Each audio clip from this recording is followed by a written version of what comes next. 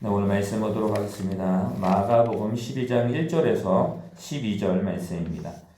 예수께서 비유로 그들에게 말씀하시되 한 사람이 포도원을 만들어 산울타리로 두르고 집자는 들을 만들고 망대를 지어서 농부들에게 새로 주고 타국으로 갔더니 때가 이르매 농부들에게 포도원 소출 얼마를 받으려고 한 종을 보내니 그들이 종을 잡아 심히 때리고 거저 보내었거늘 다시 다른 종을 보내니 그의 머리에 상처를 내고 능욕하였거늘 또 다른 종을 보내니 그들이 그를 죽이고 또 그 외 많은 종들도 더러는 때리고 더러는 죽인지라. 이제 한 사람이 남았으니 곧 그가 사랑하는 아들이라. 최후로 이를 보내며 이르되 내 아들을 존대하리라 하였더니 그 농부들이 서로 말하되 이는 상속자니 자 죽이자. 그러면 그 유산이 우리 것이 되리라 하고 이에 잡아 죽여 포도원 밖에 내 던졌느니라. 포도원 주인이 어떻게 하겠느냐 와서 그 농부들을 진멸하고 포도원을 다른 사람들에게 주리라. 너희가 성경에 건축자들이 버린 돌이 모퉁이의 머릿돌이 되었나니 이것은 주로 말미암아 된 것이요 우리 눈에 놀랍도다 함을 읽어보지도 못하였느냐 하시니라. 그들이 예수의 이 비유가 자기들을 가리켜 말씀하신 줄 알고 작고다 하되 우리를 두려워하여 예수를 두고 가니라. 아멘.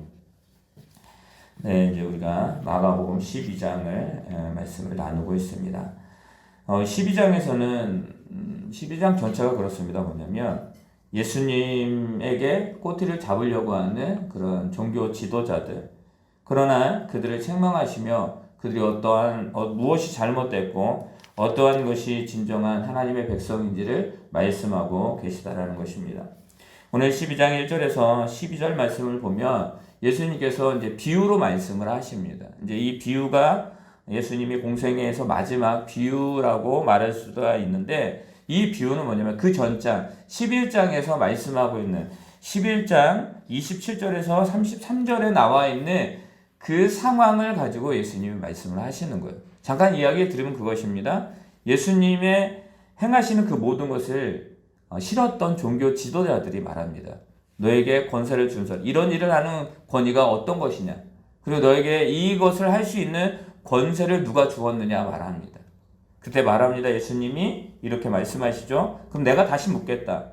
그 세례 요한이 행했던 그 권세가 하늘로부터냐 사람으로부터냐, 그렇게 말합니다. 지금 종교 지도자들은 너무나 잘 알고 있었습니다. 세례 요한이 어떤 일을 했고 또 어떻게 그들에게 말하였는지. 그들도 가서 세례를 받았거든요. 예수님 말합니다. 너희가 말할 수가 없기 때문에 나도 말하지 않겠다 라고 하시면서 오늘 본문의 말씀을 이야기를 하는데, 이 비유, 즉 이 예수께서 이 비유로 그들에게 하나님의 권위 가운데, 하나님 말씀 가운데, 하나님의 뜻 가운데 살아가지 않으려고 하는 그들에게 지금 말씀을 하고 있다는 것입니다. 여러분들, 세상의 사람들은 하나님을 몰라요. 우리 주변에 보면 신앙을 가지고 있는 사람과 그렇지 않는 사람들이 있습니다. 근데 신앙을 가지고 있는 사람들은 예수님이, 교회가 하나님이 누구인지, 그리고 자신이 어떻게 살아가야 되는지를 너무나 잘 알고 있습니다. 그러나 반대로 세상의 사람들은 하나님이 어떠한 존재인지, 즉 자신이 어떠한 존재를 모르기 때문에 세상의 사람들은 신앙에 대해서, 또 많은 사람들이 하나님을 믿는 것, 교회 다니는 것을 이해할 수가 없는 것이에요. 우리가 그렇다고 그들에게 왜 너희는 그것을 이해 못하느냐 굳이 말할 필요가 없는 것입니다. 우리들은 그들에게 보여주기만 하면 되는 거예요. 어떤 거요? 하나님의 살아계심이 무엇인지, 하나님의 자녀가 어떻게 삶을 살아가는지, 그리고 교회가 우리들이 어떻게 세상 가운데서 저들을 섬기려고 하는지, 예수님이 하셨던 대로 우리가 그 본을 따라 살아가려고 하면 되는 것입니다. 그래서 우리는 그것만 하면 돼요. 그 권위는 누구로부터 오는 거예요? 하나님으로부터 오는 거예요. 삶을 살아갈 때 그 능력과 그 권위와 그 모든 것들을 어디로부터 온다? 하나님으로부터. 그것을 알면 우리는 삶이 달라집니다. 그런데 말씀에선 그거예요. 종교 지도자들, 유대 종교 지도자들, 하나님의 뜻을 깨닫고 대제사장, 제사를 그때 당시에 제사를 드렸습니다. 대신해주는 그게 하나님의 법이었거든요. 이 대제사장이 그것을 하지 않으면 안 되는 것이요. 그러나 그들이 그 권력을 가지고 어떻게 돼요? 사리서욕을 꿈꾸게 됩니다. 유대인들이 있고 또 사두개인들이 있고 서기관들이 있습니다. 저들은요 종교 지도자, 즉 하나님의 백성들을 하나님의 뜻 가운데 살아갈 수 있게 하는 그 역할을 하는 사람들입니다. 근데 그들은 그렇게 하지 않았습니다. 여러분들 1절부터 우리 9절 말씀에 보면 하나의 비유로 말씀하시는데 거기 비유에 이런 등장하는 그 모습과 배경이 있습니다. 여기서 포도원 주인은 누구예요? 그렇죠. 하나님이에요. 그럼 포도원은 누구예요? 이스라엘 민족이에요. 이스라엘 민족. 그리고 여기에 종들은 누구를 말하느냐면 바로 종교 지도자들. 그러니까 예수님께 무슨 권위로 했느냐라고 따지는 사람들. 그 사람들을 말합니다. 그리고 여기에서 말하는 열매가 나옵니다. 이제는 조금 시간이 지나서 소출, 얼마를 받으려고 종을 보냈다라고 말합니다. 소출이라는 게 뭐예요? 열매예요, 열매. 그러니까 열매는 무엇입니까? 드려야 할 것들. 당연히 거기에서 그 포도원이 다른 이제 말씀에 보면 포도원에 포도나무를 심었는데 최상급을 심은 거예요. 최상급을 심었다라는 건 뭐냐면 거기에 맞는 포도의 열매를 가지고 드리면 되는 거예요. 근데 이 사람들이 어떻게 되냐면 최상품을 드린 것이 아니라 들포도, 즉 품종이 낮은 것을 드렸다라고 말합니다. 그러니까 거짓을 행한 것이죠. 이들이 그런 사람들이었습니다. 그리고 여기에 보면 아들이 한 명 나옵니다. 마지막에 아들. 그 아들이 누구일까요? 그죠? 예수 그리스도예요. 무엇을 말합니까? 하나님께서 사람을 향하신, 즉 우리를 향하신 하나님의 귀한 언약의 말씀, 그 은혜의 말씀, 그 삶을 우리들에게 주셨습니다. 그리고 선지자들을 보냅니다. 이스라엘 백성들에게 선지자를 보내서 우리를 이끌어가기도 하고 모세처럼 또 여호수아처럼 그 선지자들을 통해서 이스라엘 백성들을 이끌어 가십니다. 그들이 그 하나님의 뜻을 깨달았을 때에는 참 평안이 있었어요. 그런데 어떻게 됩니까? 그 평안을 저버리고 하나님의 말씀을 저버리고 갔을 때는 어떻게 됩니까? 종들을 어떻게 돼요? 매질하고 종들을 쫓아냅니다. 말을 듣지 않습니다. 바로 그 내용이에요. 오늘 본문의 내용은 그것입니다. 그래서 예수님께서 우리를 살릴 수 있는 유일한 구속사적인 그 일을 계획하셨는데, 그 언약을 계획하셨는데 누구요? 예수 그리스도. 독생자 예수 그리스도를 이 땅에 보내주심으로 우리를 구원하시고자 하는 그 일을 행하십니다. 그런데 어때요? 종들이 이렇게 이야기합니다. 우리 말씀을 보면 이렇게 나와 있습니다. 7절에 그 농부들이 서로 말하되 이는 상속자니 자 죽이자 그러면 그 유산이 우리의 것이 되리라 하고 라고 말하고 있습니다. 포도원 주인의 생각을 모릅니다. 그래서 그 포도원 아들을 보냈다라는 것은 무엇입니까? 너희의 죄를 용서하겠다라는 것입니다. 종들을 보냅니다. 처음에는 쫓아냅니다. 그리고 그 다음에는 그들에게 상함을, 그들을 능욕합니다. 그리고 어떻습니까? 그 종들을 죽이게 됩니다. 저들의 무지함, 저들이 인적으로 제대로 깨닫지 못하기 때문에 저들을 사랑하시기 위해서 그 아들을 보냅니다. 용서예요, 용서. 그리고 그 아들을 영접함으로 그를 인정하고 그와 함께 그 포도원을 운영하라라고 말합니다.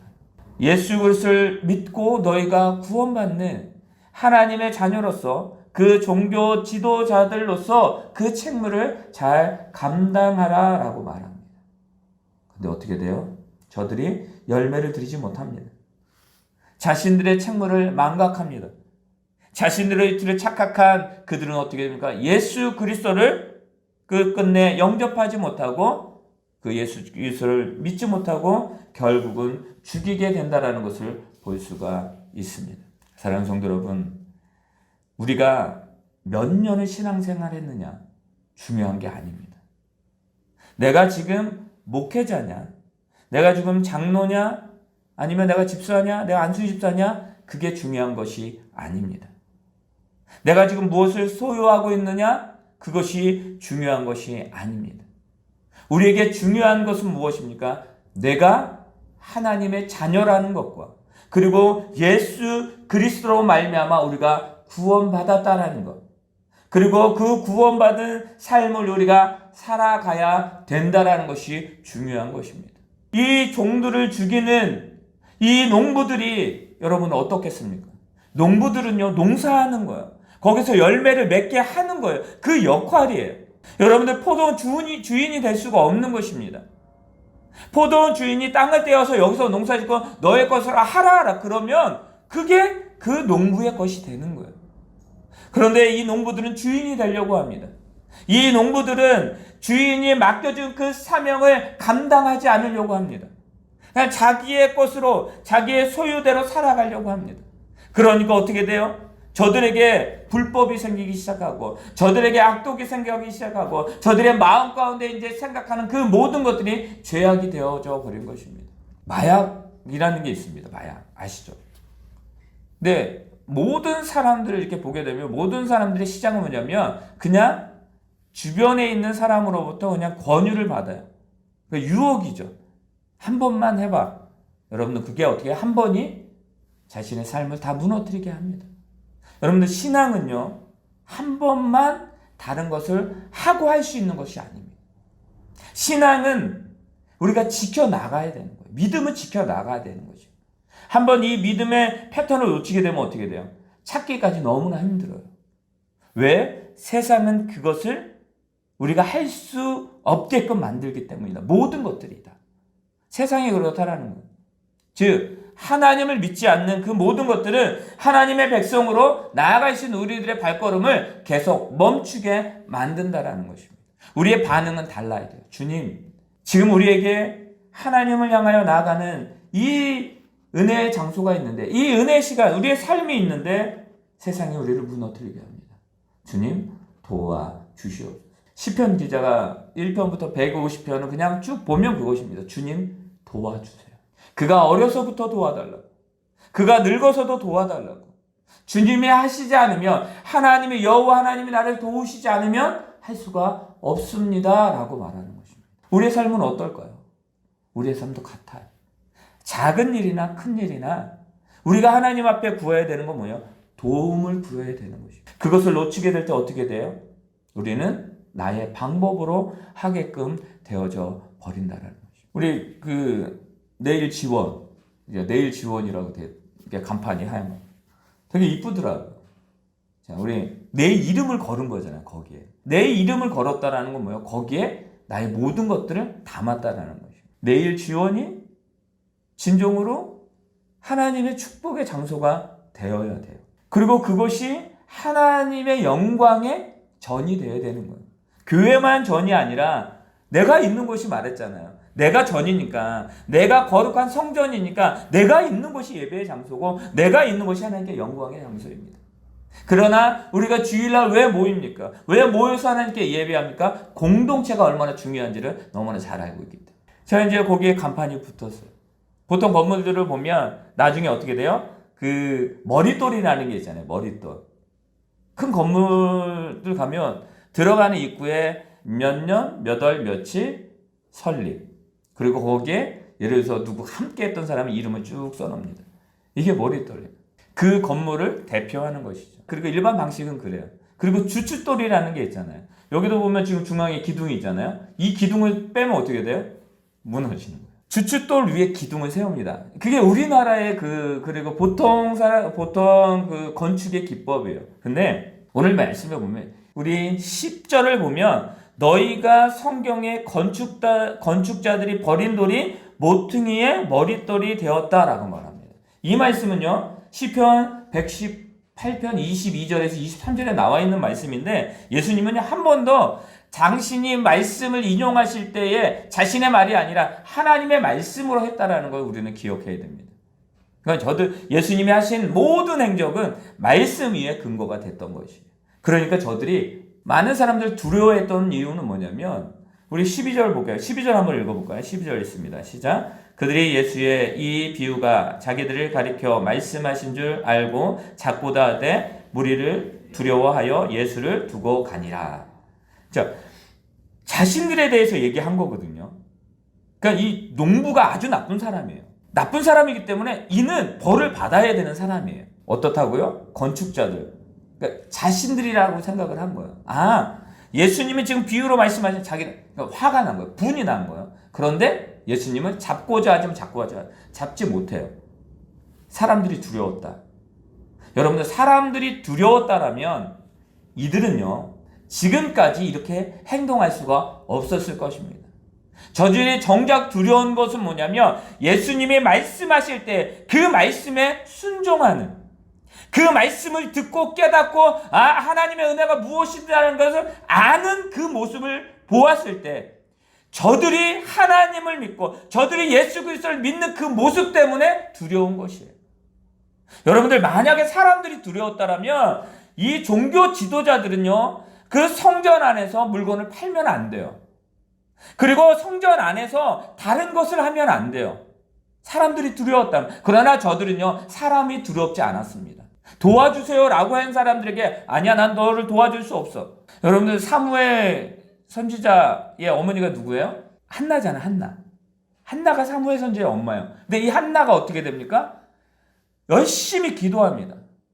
자녀를 주세요.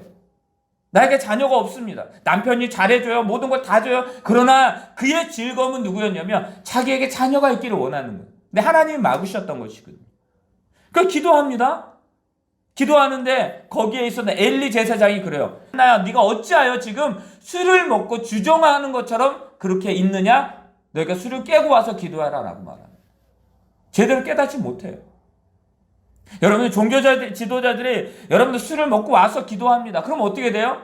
저의 마음을 감싸 안고 저를 왜 무슨 일이냐라고 이야기해야 되는 거예요. 여러분, 그게 믿는 자들의 삶이에요. 여러분들, 그들은 사람을 두려워하지 않았다라는 것입니다. 여러분들, 여기서 말씀하고 있는 것은 하나님의 말씀 안에 살아가려고 하는 그들의 모습을 보고 자신들의 말이 통하지 않는 거예요. 여러분들, 그 양치기 소년 아시죠? 양치기 소년이 있습니다. 거짓말하죠. 한번 처음 했을 때 늑대가 나타났다. 모든 사람들이 옵니다. 그게 2번, 3번, 4번 됩니다. 진짜 늑대가 나타났을 때 어떻게 돼요? 아무도 오지 않습니다. 그러니까 종교 지도자들은 바로 양치기 소년이었어요. 그 양치기 소년의 그 모습을 가졌던 종교 지도자들. 여러분들, 그런데 그들은 무서워합니다. 왜요? 예수 그리스도의 그 말을 듣고 저들의 삶이 변하기 때문에. 그리고 하나님의 말씀을 붙들고 기도하는 거예요. 주님, 도와주시오. 기도하세요. 도와주세요. 다른 거 없어요.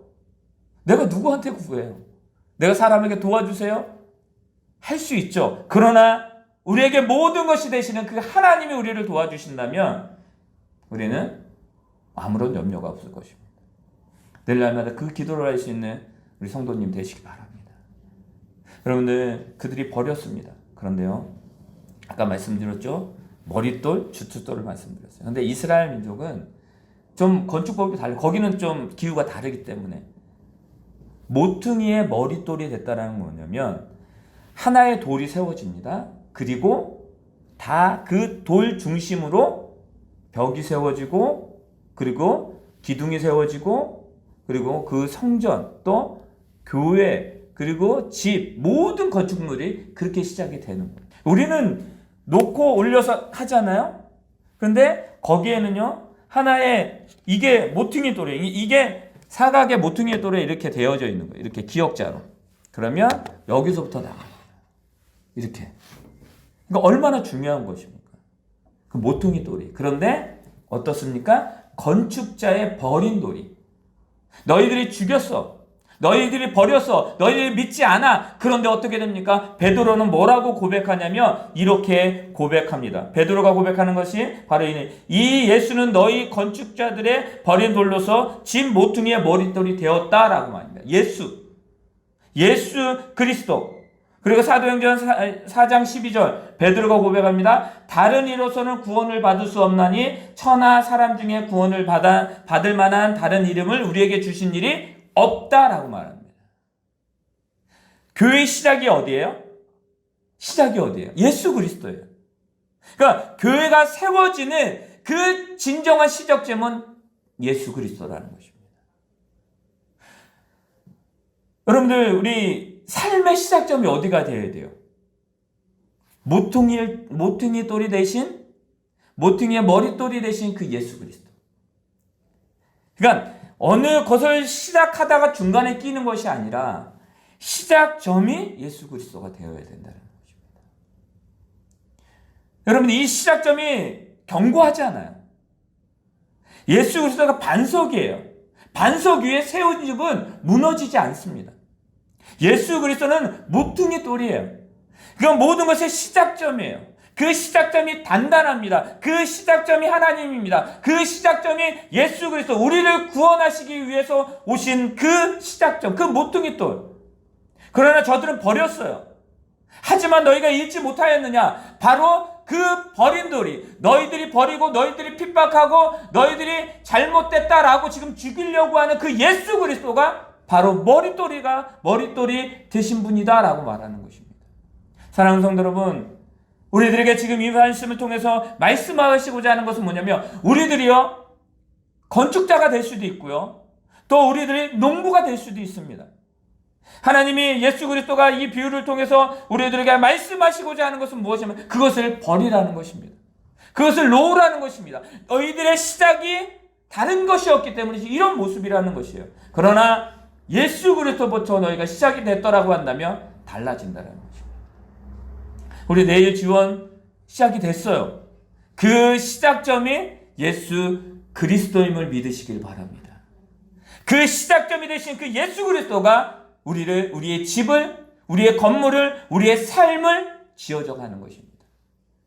예수님이 지금까지 이 발걸음 오시면서 한 번도 예수님은 하나님을 떠난 적이 없습니다. 말씀을 저버린 적이 없습니다. 한 번도 자기가 온 그 목적에 대해서 다른 길로 가신 적이 없습니다. 여러분들, 그 예수님이, 그 하나님이 우리에게 말합니다. 너는 내 아들이라. 내가 너를 지명하여 불렸다라고 말합니다. 나는 교회의 머리고 너희는 몸이다라고 말합니다. 그러니까 우리의 모든 것이 되어주시겠다라고 하신 그 예수님의 말씀이 여러분 달라질까요? 아니라는 사실입니다. 우리는 다만 그것에 모여 믿고 예수님을 붙들면 되는 것입니다. 붙드는 우리 삶이 되시길 바랍니다. 나의 삶의 시작과 모든 것이 예수 그리스도이구나. 우리는 그 기도가 필요한 거예요. 우리는 뭐예요? 마음이에요. 마음은 뭐예요? 우리가 진정으로 그 간절한 것이 나오는 거예요. 들어가면서 기도하는 거예요. 그리고 그것을 앉으면서 기도하는 거예요. 내가 기도하지 못해, 하나님 이런 식으로 기도하지 못해요. 그러나 우리의 기도는 삶이잖아요. 내가 최선을 다해서 그 사업장 운영하는 거, 그게 기도예요. 하나님의 말씀으로, 하나님 뜻대로, 그래 이곳이 하나님의 역사를 이루는 장소로, 또 그 귀한 하나님의 말씀의 전으로 삼고 나아가는 거예요. 거기에서 하는 모든 행동들이 어떻게 됩니까? 기도라는 사실입니다. 그래서 우리는 더 어떻게 됩니까? 더 세상의 사람들을 섬기려고 하고 저들에게 필요를 채워주려고 하는 것이 바로 우리의 삶이기 때문입니다. 사랑하는 우리 성도 여러분, 우리의 삶의 머릿돌 되신 주님, 그것을 잊지 않는 저와 여러분 되시기 바랍니다.